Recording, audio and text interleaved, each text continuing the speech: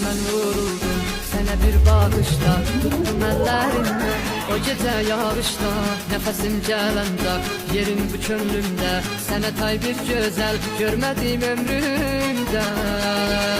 Əlim saçlarımda, olan da yanımda, gözəldir alımda, hey coşur qanımda.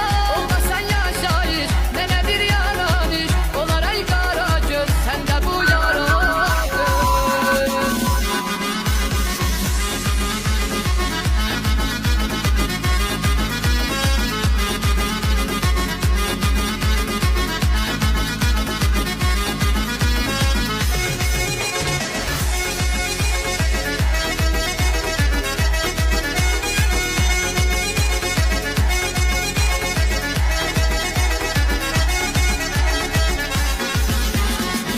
Mənim canımsan, ne güzel yarımsan, xəstələnsən bir gün, mənim dərmanımsan. De görüm sən özün, necə sənsiz dözdün, olmasan sən razı, yolda qalsın gözün.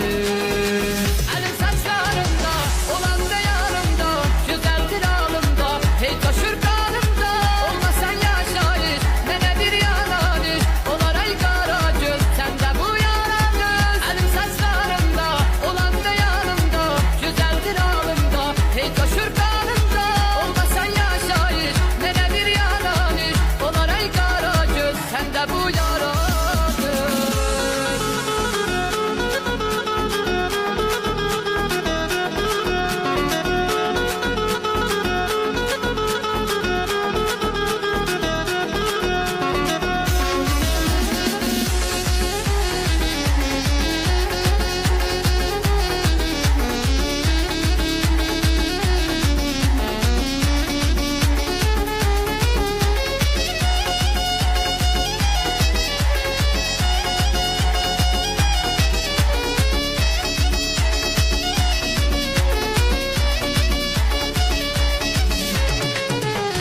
Gözlərin məni aldı özü, nə apardı sevgi, məni saldı dərdə.